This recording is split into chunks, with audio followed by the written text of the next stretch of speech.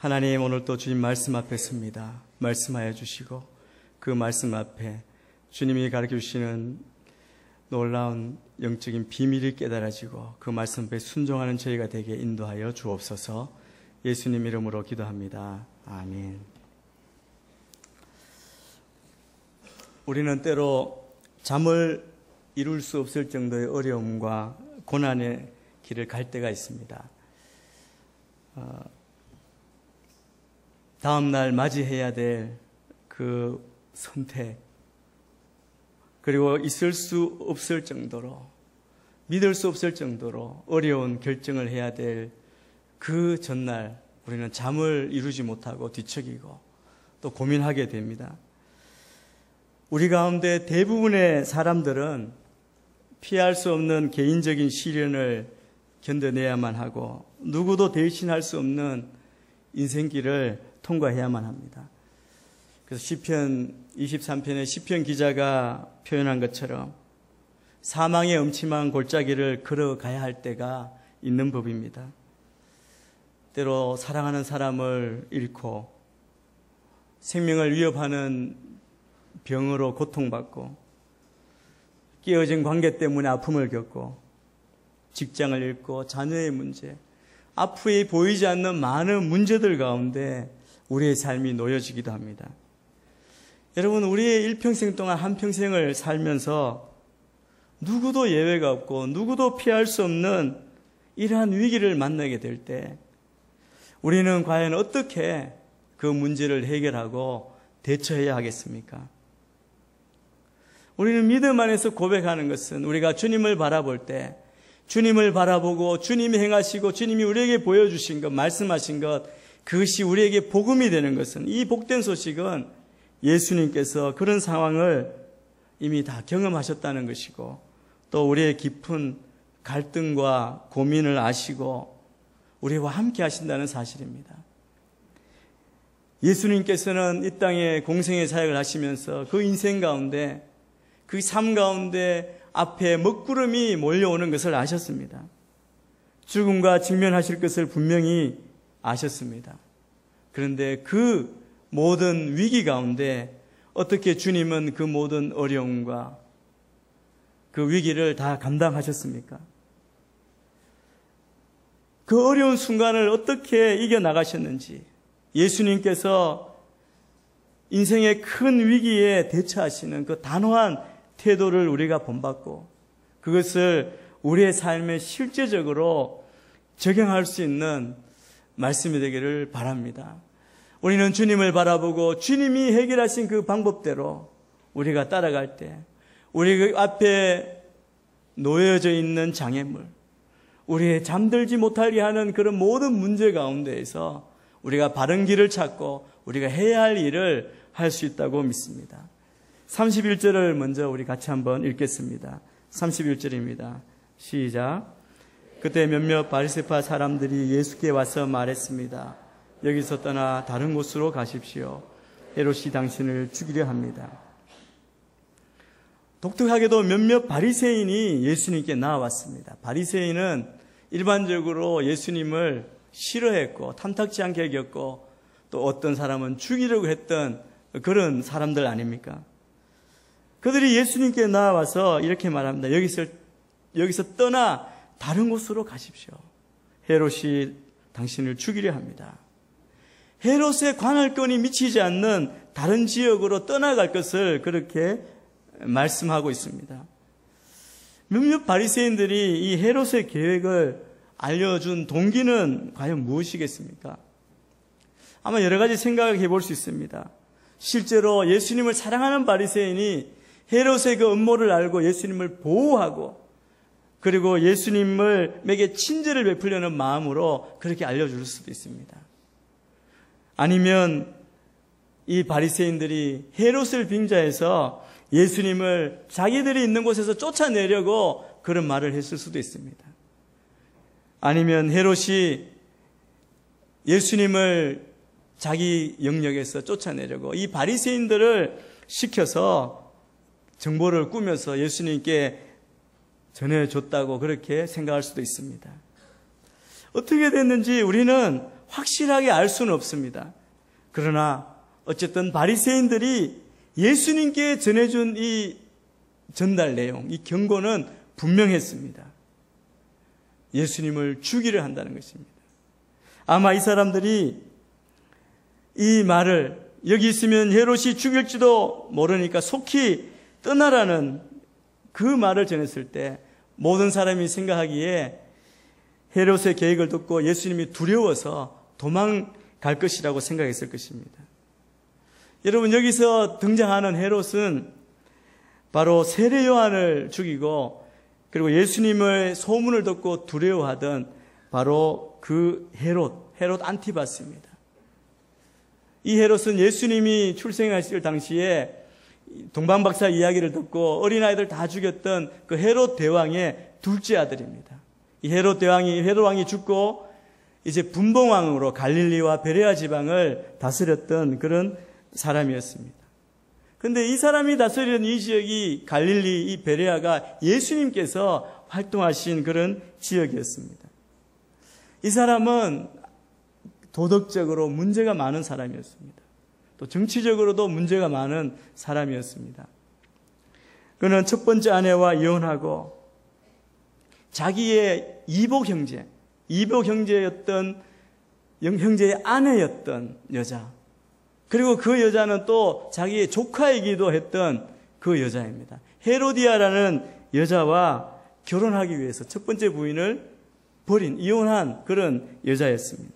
이것 때문에 세례 요한이 책망을 하니까 세례 요한을 가두었습니다. 옥에 가두었고, 그리고 자기 생일날 헤로디아의 딸이 춤을 추고 요청해서 이 세례 요한의 목을 자른 그런 사람입니다. 세례 요한을 죽일 만큼 그는 막강한 권력자였습니다. 이 막강한 권력자인 헤롯의 이 위협은 사실은 굉장히 실제적이고 예수님 당시 피부에 와닿는 정말 일어날 수 있는 그런 일이었습니다. 절대로 가볍게 넘길 일은 아니었을 것입니다. 그런데 이 이야기, 경고를 들은 예수님의 반응은 아무런 움직임이 없었습니다. 오히려 아무런 효과가 없었고 예수님은 아주 단호한 어조로 이들의 경고를 무시했습니다. 이 바리새인들이 전해준 위협적인 정보와 권고에 대해서 예수님은 예수님의 이 소명, 자기의 사역을 완성하기 위해서는 어떤 것도 방해할 수 없고 끝까지 예수님이 감당할 이 사역을 감당하시겠다, 끝까지 가신다는 뜻을 분명하게 밝히시고 있습니다. 예수님이 이 땅에서의 생애와 사역, 죽음은 헤롯이나 바리새인들의 결정으로 좌우되는 것이 아니었습니다. 여러분, 이 땅에 보면 이 시대에도 헤롯과 같은 권력자, 헤롯과 같은 존재가 우리 주위에 얼마나 많이 있습니까? 때로 우리 가운데 그런 위협 가운데 두려움에 휩싸여 있는 분들이 있을 수도 있을 것입니다.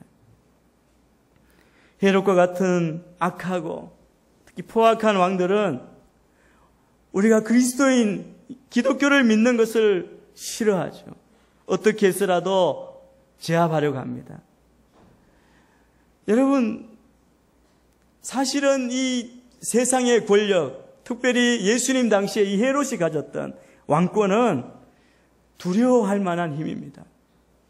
세례 요한을 죽일 만큼, 그리고 예수님도 자기들이 생각에 마음먹으면 죽일 수 있다고 생각했던 만큼, 사람들이 다 그렇게 믿을 만큼 두려워할 만한 힘입니다.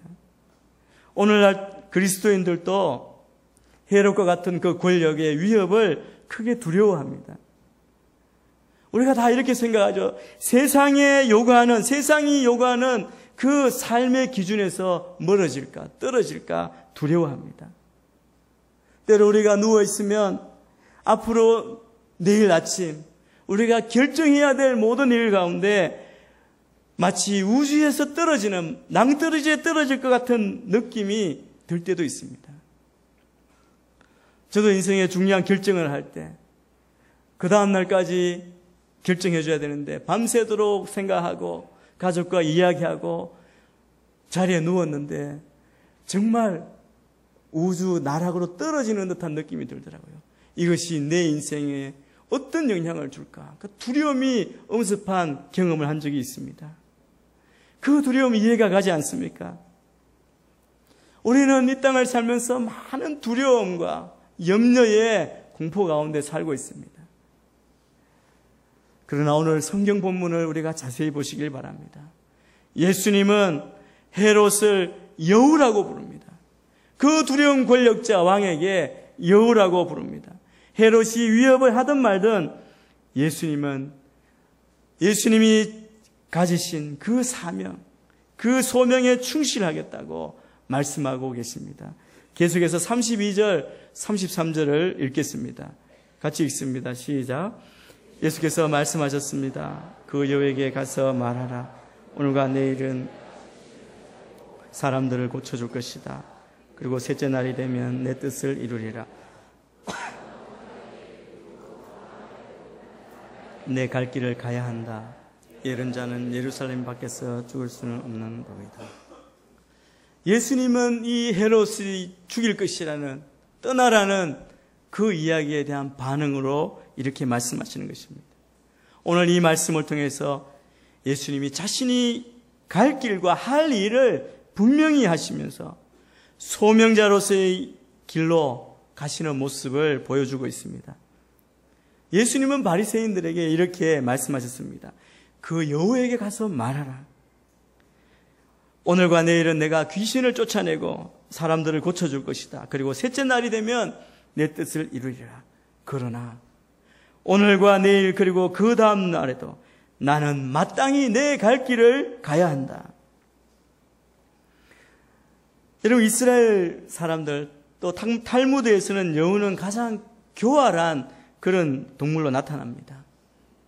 협박과 속임수에 능한 헤롯의 간사함과 교활함을 보여주시는 말씀입니다. 이렇게 헤롯에 대해서 여우라고 부르신 것은 헤롯을 어떻게 보면 경멸하고 조소한 그런 메시지라고 할 수 있습니다. 헤롯은 사마리아인과 에돔 사람의 혼혈아였습니다. 그런데 그가 유대인들에게 잘 보이기 위해서 경건한 유대인인 척 그렇게 살려고 애를 썼습니다. 보여주려고 애를 썼습니다. 그렇지만 그는 이방인으로 살고 비겁하고 또 야비하고 거만한 폭군이었습니다. 그 폭군, 그 권력, 로마 제국의 권력을 힘입어 무소불위의 권력을 행사하는 이 헤롯의 협박에도 불구하고 예수님은 예수님의 가실 길을 가셨습니다. 이것은 예수님께서 외부의 상황에 따라 인생을 살지 않으시고 소명에 따라 인생을 사셨기 때문입니다. 여러분, 예수님의 이 삶, 여기서 보여주고 우리가 느낄 수 있는 이 삶의 모습이 우리의 삶의 모습이 되어야 할 줄 믿습니다. 소명을 따라 사는 그 인생이 바로 우리 그리스도인의 정체성이고 실존이라고 할 수 있습니다. 헤롯을 두려워서 피해가는 일은 없었습니다. 예수님은 헤롯이 예수님의 생애와 사역에 어떤 통제도 할 수 없음을 분명히 말씀하십니다. 분명한 것은 예수님의 자신이 이 땅에서 이루어야 할 사역을 완수하시기 위해 끝까지 자신의 길을 갈 것이라는 것입니다. 그리고 오늘, 내일, 셋째 날까지 그 길의 끝은 예루살렘이고 예루살렘은 곧 예수님의 죽음을 의미하는 것임을 분명히 예수님은 알고 계셨다는 사실입니다. 알고 계실 뿐만 아니라 그것을 향해서 주저하지 않으시고 적극적으로 당당하게 다가가시고 계십니다. 어떤 시련과 역경이 기다려도 두려워하지 아니하고 예수님 당신이 걸어가야 할 길을 주저하지 않고 걸어가시겠다는 다짐이 이 말씀 가운데 들어 있습니다. 여러분, 예수님이 걸어가셔야 할 길은 십자가의 길입니다. 여러분, 우리가 깨달아야 할 것은 바로 예수님은 인생이 하나님의 인도하심과 다스림으로 진행된다는 것을 말씀하시고 또 아셨습니다. 마찬가지로 우리의 인생도 그렇습니다. 우리의 인생을 인도하시는 분은 바로 하나님이십니다. 저는 여러분에게 이렇게 권면드리고 싶습니다. 말씀대로 여러분 두려워하지 마십시오. 하나님은 우리에게 계속해서 두려워하지 말라고 말씀하십니다. 우리는 하나님이 우리를 위해 갖고 계신 뜻을 이루게 될 것입니다. 우리가 하나님이 우리를 어떻게 세우시고 어떻게 부르셨는지 우리가 깨닫고 안다면 두려워하지 않고 그 길을 갈 수 있다고 믿습니다. 여러분, 우리가 걸어가는 이 신앙생활은 때로 갈등과 충돌이 있고 위협과 방해가 있습니다. 때로 회의와 유혹이 있습니다. 그러나 오늘 예수님처럼 부르심 받은 대로 하나님의 뜻을 이루는 삶을 사는 것이 우리의 인생인 줄 믿습니다. 우리가 어디로 가야 되고 무엇을 해야 되는지 알고 그 부르심대로 살아가는 것, 그것이 우리가 지금 세상 가운데 둘러싸여 있고 위협과 두려움 가운데 있지만 우리가 마땅히 가야 할 길을 가는 방법이고 예수님께 배워야 할, 예수님을 본받아야 할 태도라고 믿습니다. 비록 헤롯이 생명을 위협하고 협박할지라도 인류 구원을 위해 가야 할 십자가와 부활의 길을 멈출 수 없다고 그렇게 예수님께서 강하게 말씀하십니다. 예수님은 분명한 목적이 있었습니다.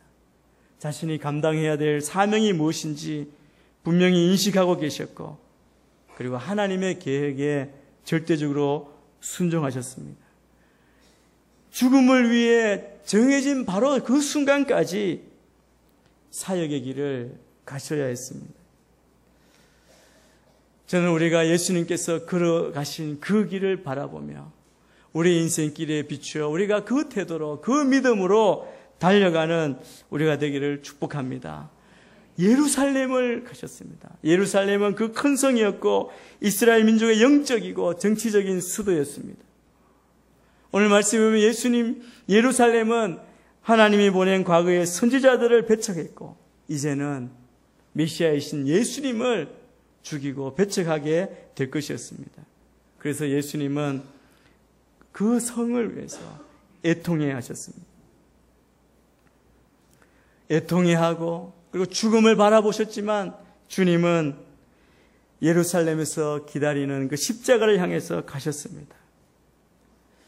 여러분, 많은 믿음의 사람, 자기의 소명을 깨달은 사람은 예수님처럼 그렇게 길을 걸어간 사람들입니다. 특별히 우리는 바울의 모습을 볼 수 있습니다. 바울은 밀레도에서 에베소 장로들에게 마지막 작별을 하면서 유언과 같은 말을 합니다. 이렇게 말씀합니다. 그러나 나는 내가 달려갈 길과 주 예수께서 내게 주신 사명, 곧 하나님의 은혜의 복음 증거하는 사명을 다 완성하기 위해서라면 내 생명을 조금도 귀한 것으로 여기지 않습니다. 바울은 자기가 돌아갈 예루살렘에서 무슨 결박과 환란이 기다린다는 것을 잘 알고 있었습니다. 성령님이 가르쳐 주셔서 그곳에 가면 그런 일이 있을 것이라고 알려주셨지만 자기가 받은 사명, 자기 해야 할 일을 알고 마땅히 가야 할 길을 가야 한다고 그 길을 갔습니다. 여러분, 우리는 어떻습니까? 우리도 모두 복음을 전하는 사역을 맡은 예수님의 제자들입니다. 우리는 다 사도들입니다. 그런데 조금이라도 어려운 일이 닥쳐오거나 그 일이 힘겨워질 때 우리는 너무도 쉽게 그 길을 포기하고 회피하고 있지 않습니까? 사명을 감당하다 보면 때로는 개인적인 삶이 희생될 때가 있습니다.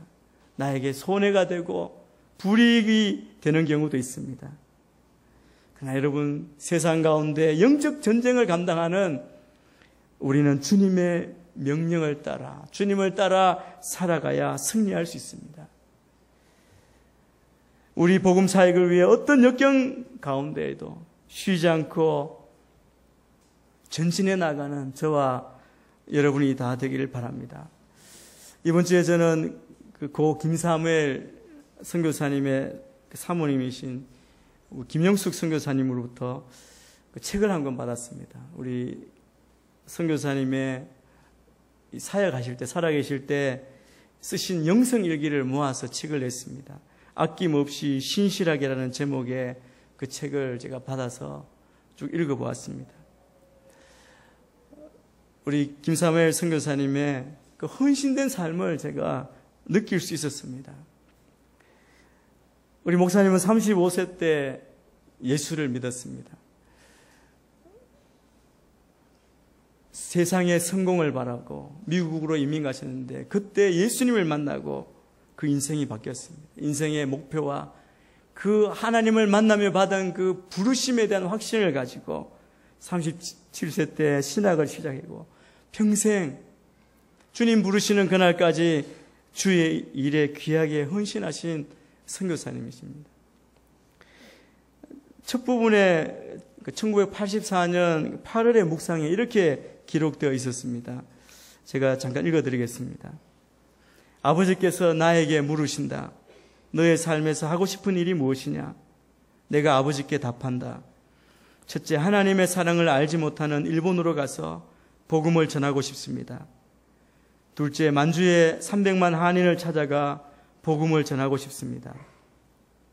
셋째, 조용히 제자들을 키우는 그리스도의 종, 그러나 가장 바쁘게 쓰임받는 종이 되기를 원합니다. 이렇게 본인의 부르심, 본인이 해야 할 일, 그 소명을 이렇게 적어 놓으셨더라고요. 그런데 이렇게 쓰시고 신학을 마친 후에 정말 부름받은 대로 일본으로 가셔서 7개 교회를 개척하셨고 중국의 선교사, 북한의 선교사, 또 세례를 주시는 일, 그리고 온누리교회 2001만 사역이 발표되자 그 비전에 가슴 뛰어 우리 온누리교회 오셔서 온누리 선교 사역을 총괄하시고 이라크에 가셔서 교회를 개척하셨습니다. 제가 이라크에 갈 때 같이 동행해서 아우리치를 간 적이 있습니다. 저희를 다 젊은 사람들이었는데 젊을 때는 11년 전이니까요. 2003년도에 제가 목사님 모시고 같이 아우리치 이라크를 갔는데요. 젊은 저희들은 너무 피곤해서 다 낮에 낮잠 자고 있었을 때 너무 덥고 그랬는데 목사님은 주무시지도 않고 다니시고 우리가 잠 깨니까 일 하나가 이루어져 있고 여러분 분명한 소명을 가진 분이 그렇게 열심히 헌신하고 몸을 들여 헌신하는 모습을 제가 지금에 와서 깨닫게 되었습니다. 마지막에 미국 병원에서 쓰신 그 마지막 일기를 보면서 제가 마음이 찡했습니다. 여러분, 이 땅에 살면서 우리가 어떤 삶을 살아야 할 것인가? 우리가 이 땅에 주의 백성으로 주의 부르심을 받아 제자의 삶을 사는데 우리는 과연 무엇을 바라보고 무엇을 목표로 어떤 길을 가고 있는지 저는 우리가 다 한번 살펴보게 되기를 바랍니다. 하나님의 품에 안기신 우리 김사무엘 선교사님이 이 땅에서의 삶도 분명한 부르심의 목적, 부르심이 있었기에 바울처럼 죽도록 충성하실 수 있었다고 믿습니다. 그의 마지막 고백도 바울의 고백으로 그렇게 끝을 맺고 있는 것을 보았습니다.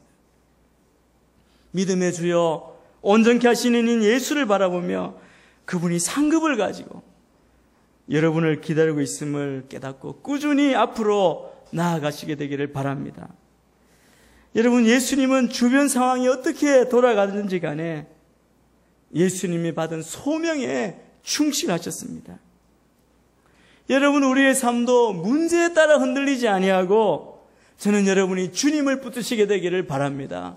그리고 주의 부르심을 분명히 깨닫고 그 부르심을 따라가는 여러분의 삶이 되기를 축복합니다. 저는 이번 주에 성령님께서 저의 마음에 가르쳐 주셔서 매주일 저는 말씀 준비하는데 파묻혀서 그 부담 가지고 걱정하고 염려하며 살다가 어느 순간 제가 회개하게 했습니다. 나의 장래에 대해서 염려하고 세상의 염려를 다 하며 살다가 제가 어느 순간 주님이 가르쳐 주시는 말씀이 있었습니다. 내가 이 세상의 문제, 앞의 문제에 염려하고 걱정하는 것, 이것이 주의 제자의 삶의 본 모습이 아니라는 것입니다.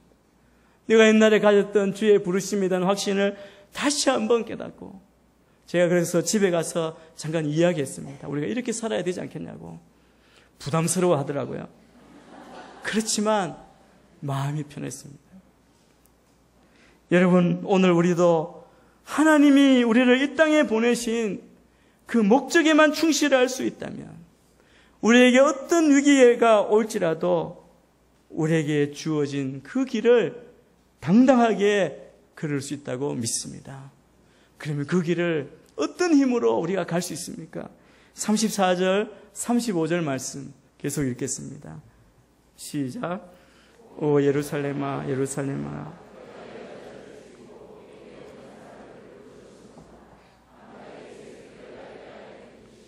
내가 얼마나 너희 자녀들을 모으려고 했더냐.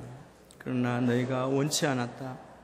보라, 이제 너희 집은 황폐한 채로 남을 것이다. 내가 너희에게 말한다. 주의 이름으로 오시는 그분은 복이 있다고 말할 때까지 너희는 나를 보지 못할 것이다. 오 예루살렘아, 예루살렘아. 예수님의 이 절절한 마음이 서려 있는 이 말씀을 보면 그 백성들을 향한 예수님의 연민과 사랑을 느낄 수가 있습니다. 이스라엘 백성들은 구세주이신 그 예수님, 그 하나님의 사랑을 받아들이려고 하지 않았습니다. 여러분, 우리가 주의 길, 우리가 받은 소명의 길을 가기 위해서는 이 예수님의 마음이 우리에게 있어야 합니다. 그리스도인의 길은 사람을 사랑하는, 영혼을 사랑하는 길입니다. 예수님이 이렇게 말씀합니다. 내가 얼마나 너희 자녀들을 모으려고 했더냐. 주님은 우리를 지극히 사랑하시고 반복적으로 사랑하셨습니다. 그럼에도 불구하고 그 사랑을 받아들이지 않는 그 사람들을 보고 가슴 아파하셨던 것입니다. 여러분, 이 사랑을 받아들이고 누리고 행복하게 사는 것, 그것이 신앙인 그리스도의 제자의 모습입니다. 그리고 우리가 받은 그 사랑을 우리가 이웃에게 나누어 주는 것입니다. 예수님은 이스라엘이 하나님의 메시지를 거부하는 것을 매우 슬퍼하였습니다.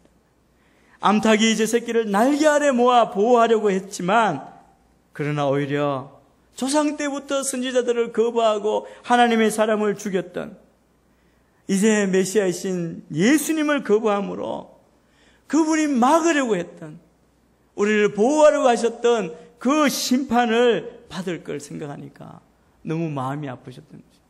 그 사랑을 가지고 그 모습을 보면서 예수님이 애통해 하시는 것입니다. 주의 이름으로 오시는 그분은 복이 있다라고 할 그때까지, 여러분, 그때가 되면 이미 늦은 것입니다. 문이 닫히는 것입니다. 그 전에 그들이 그 주님의 그 깃털 아래 보호받을 수 있도록 돌아오도록 그 마음을 가지고 애통해 하시는 그 주님, 주님의 그 사랑이 죽음의 두려움, 위협에도 굴하지 않으시고 마땅히 가야 할 길을 가게 하심을 우리가 알 수 있습니다. 35절의 말씀은 예수님의 예루살렘 입성과 십자가에서의 죽으심, 그리고 3일 만에 부활, 승천, 다시 오실 재림 때 그 심판까지를 포함한 하나님의 예언이고 우리를 향하신 하나님의 약속입니다. 여러분, 다시 오실 주님, 우리를 구원해 주시고 성천하시고 우리를 위해 중보하시고 다시 오실 그 주님을 바라보는 그 약속을 믿으면서 오늘을 사는 것이 바로 종말론적인 신앙입니다. 여러분, 하나님의 역사는 인간의 협박이나 방해와 상관없이 하나님의 뜻대로 이 역사를 이끌어 가십니다. 그렇기 때문에 우리는 그 말씀, 주의 다스리심을 보고 회개하고 순종하며 약속을 믿고 의지하며 사는 것이 복된 길이고 축복의 삶인 줄 믿습니다. 여러분, 십자가를 향하여 그 뜨거운 사랑을 가지고 굳건히 걸어가시는 주님의 모습을 바라보십시오. 사랑하는 여러분, 우리는 어떤 일이 있어도 주님이 주신 그 사명의 길을 걸어가야 합니다. 그 길은 넓고 평탄한 길이 아닙니다. 때로 좁고 험난한 길일 수 있습니다. 그러나 그 길 끝에 생명이 있고 영광이 있습니다. 예수님께서는 자신이 예루살렘에 가시면 죽임을 당할 것을 뻔히 아시면서도 묵묵히 예루살렘을 향해 나아가셨습니다. 십자가의 죽으심으로 인류를 구원해야 할 사명이 있었기 때문입니다. 여러분, 사명을 깨닫는 자는 두려워하지 않습니다. 담대하게 주님이 예비하신 길을 걸어갈 수 있습니다. 문제는 우리의 사명이 무엇인지 알려고도 그리고 물어보지도 깨달지 못했기 때문에 그것이 문제입니다. 요즘 우리 자녀들도 그렇습니다. 여러분, 자녀들에게 아무리 공부하라고 그래도 왜 공부해야 되는지를 모르면 할 수가 없죠. 왜 공부해야 하는지. 그리고 무엇을 하고 싶은지, 자기가 하고 싶은, 자기가 어떤 일에 부름받은지 깨닫는다면 하지 말라고 해도 열심히 할 것입니다. 저는 우리 자녀들도 제 작은 경험이지만 우리 자녀들이 주님을 만날 때 자기 할 일을 깨닫고 소명을 깨닫고 그 인생이 달라질 줄 믿습니다. 다른 곳에 해답이 없습니다. 우리 인생도 마찬가지입니다. 사명을 깨닫고 주님 앞에 담대히 나아가 담대하게 주님이 보여주신 그 길을 걸어가는 제자들이 되기를 축복합니다. 우리가 그 길을 걸어갈 때는 두려움이 우리를 엄습합니다. 또 이기주의, 현실적인 문제, 그리고 개인주의 등이 우리를 방해할 것입니다. 그러나 우리는 분명한 소명을 알고 깨달았기 때문에 모든 것을 이기고 나아갈 수 있을 것입니다. 어떤 도전과 세상의 협박에도 개의치 않고 마땅히 가야 할 내 길을 여러분 모두 함께 걸어가기를 소원합니다. 로마서 8장 18절에 바울이 이렇게 고백합니다. 현재의 고난은 앞으로 우리에게 나타날 영광과 좋게 비교할 수 없도다. 여러분, 우리가 고난 가운데 있습니까? 그러나 우리가 주님이 보여주신 그 소명, 우리에게 주신 부르심을 따라 그 길을, 마땅히 가야 할 길을 걸어갈 때 그 모든 문제를 주님이 다 해결해 주실 줄 믿습니다. 우리는 마땅히 가야 할 길을 끝까지 가야 합니다. 오늘도 내일도 그 다음 날도 포기하지 않고 우리의 길을 가야 합니다. 나는 마땅히 내 갈 길을 가리라. 예수님의 그 고백이 오늘 우리 모두의 결단, 그 고백이 되기를 주님의 이름으로 소원합니다. 기도하겠습니다. 하나님 아버지, 우리를 사랑하시고 우리를 구원해 주시고 구원의 길, 십자가의 길을 묵묵히 가신 주님 감사합니다. 우리를 부르셔서 주님 따라가는 제자의 삶을 살도록 하신 주님, 우리도 주의 부르심을 깨닫고 우리가 마땅히 가야 할 길을 걸어가게 하여 주시옵소서. 믿음으로 담대하게 그 부르심을 깨닫고 달려가 승리하는 주의 자녀 다 되게 축복하여 주옵소서. 예수님 이름으로 기도합니다. 아멘.